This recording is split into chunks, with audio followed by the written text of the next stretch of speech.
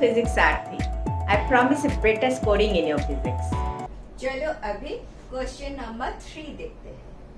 Question number 3 केम इन 2011. क्या बोल रहा है ये वाला क्वेश्चन देखो.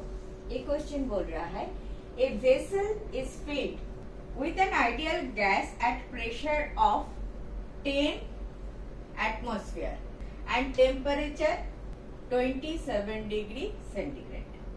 Half of the mass is removed from the vessel and temperature of the remaining gas is increased to 87 degree centigrade. Then the pressure of the gas in the vessel will be. आपका option is 5 atmosphere. B option is 6 atmosphere.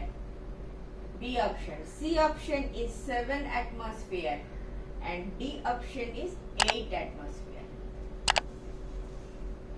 Question और एक बार पढ़ लेते हैं क्या बोल रहा है. A vessel is filled with an ideal gas. First of all, it is an ideal gas. Good. Ideal gas पता है. Gas law, ideal gas law PV equal to nRT is applicable.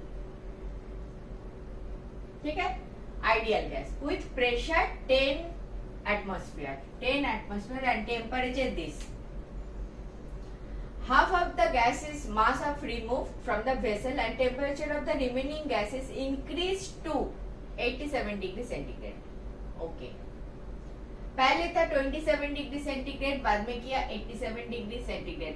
पहले था 10 एटमॉस्फेयर एंड बाद में pressure क्या है वही निकालना है एंड बोला है half of the mass is removed. Clear. तो इन द फर्स्ट केस. अच्छा बोले तो ये सारी चीजें आप जानते हो ना. आई एज्यूम जानते हो. But PV equal to nRT.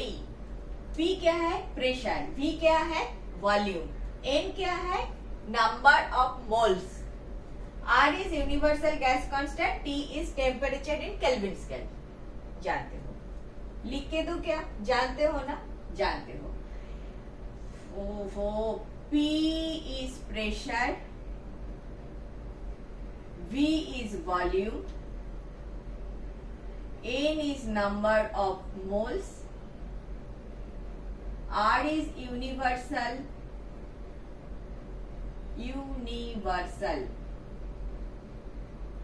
gas constant, T is temperature in Kelvin. This is your universal gas equation. अच्छा अभी नंबर ऑफ मोल से मुझे थोड़ा सा काम करना है क्योंकि इधर मास of the half of the mass remove करने के लिए बोला है. तो मास के साथ मोल का क्या रिलेशन है. That is a good question. N equal to जान लो M by capital M, where M equal to mass of gas. Mass of gas weight से जो आप निकलते हो, वेट ऑफ द गैस. कितना गैस है, इतना ग्राम गैस है. Gram, that weight of the gas, mass of the gas. And capital M is molar mass. Molar mass. What is molar mass. Oxygen का मोलर मास क्या है, मतलब एक oxygen का जो मॉलिक्यूल है उसका वेट क्या है, दैट्स मोलर मास. एक यूनिट का मास क्या है, दैट इज मोलर मास. तो नंबर ऑफ मोल आता है number of mass of the gas, total gas का जो अमाउंट है डिवाइडेड बाय मोलर मास. ठीक है. तो ये वाले इक्वेशन को हम लिख सकते हैं PV equal to M divided by capital M RT. Clear. क्यों मैंने ऐसा किया, क्योंकि मुझे मास के बारे में बात कर रहा है. And same gas, so capital M will remain the same. Capital M will remain the same. ठीक है. हाइड्रोजन का मोलर मास क्या है, 2. दो एटम ऑफ हाइड्रोजन. एक यूनिट दैट इज एक मॉलिक्यूल में 2 एटम है. 1 + 1 2 प्रोटॉन है तो 2 है मोलर मास. ठीक है. अच्छा अब इधर आ जाते हैं फर्स्ट केस में. फर्स्ट केस क्या बोल रहा है, P is 10 एटमॉस्फेयर. 10 V के बारे में कुछ बोला नहीं है, V रख लो. Pressure this and temperature 27।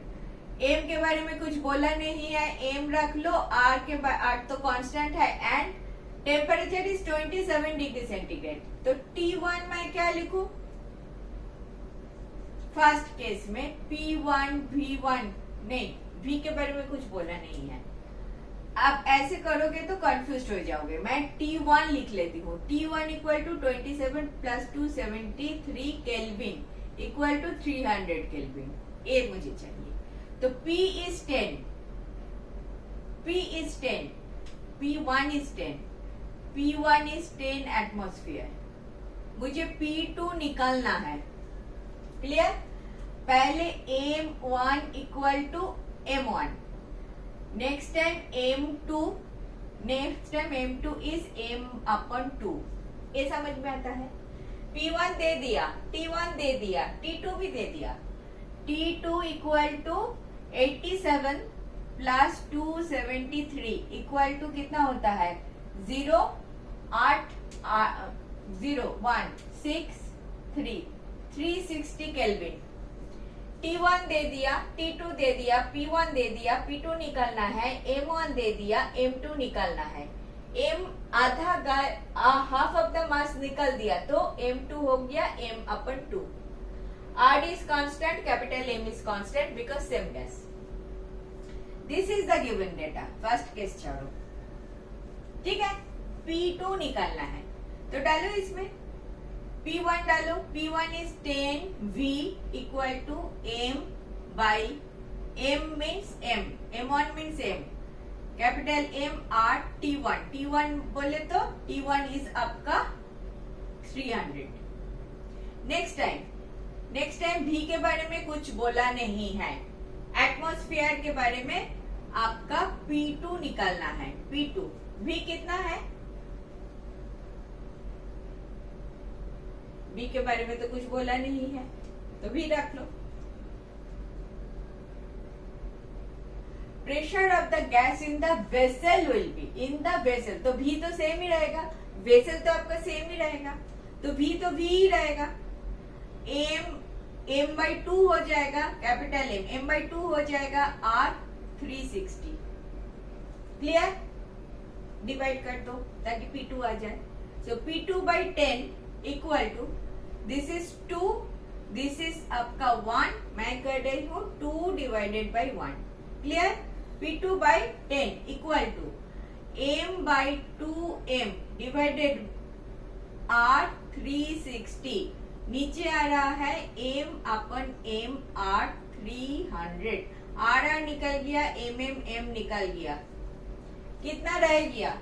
रह गया 360 ऊपर नीचे 2 into 300। क्लियर? सो P2 कितना आ गया? P2 आ गया, इसको थोड़ा छोटा कर लूं, कोई प्रॉब्लम है क्या? 10 into 36 डिवाइडेड बाई 2 into 30, 38 निकल गया। 3 1 2 12 6। P2 equal to 6 atmosphere. Clear हुआ बात क्लियर हुआ? मुझे आइडियल गैस नंबर 1 पॉइंट मेरा आइडियल गैस। ये तो निकल ही गया।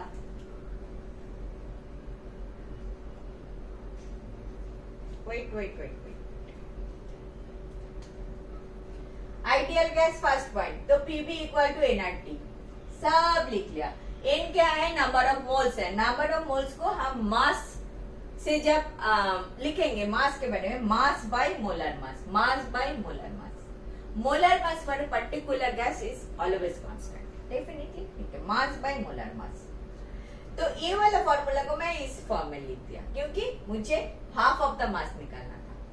तो T1 दे दिया, P1 दे दिया, P2 निकालना है, M दे दिया, M2 दे दिया, और जो नहीं दिया सेम वेसल, इसीलिए V1 इक्वल टू V2, इसीलिए V1 इक्वल टू आपका V2। It is understood because of same vessel. Vessel का वॉल्यूम तो चेंज नहीं हुआ। V1 equal to V2 equal to V।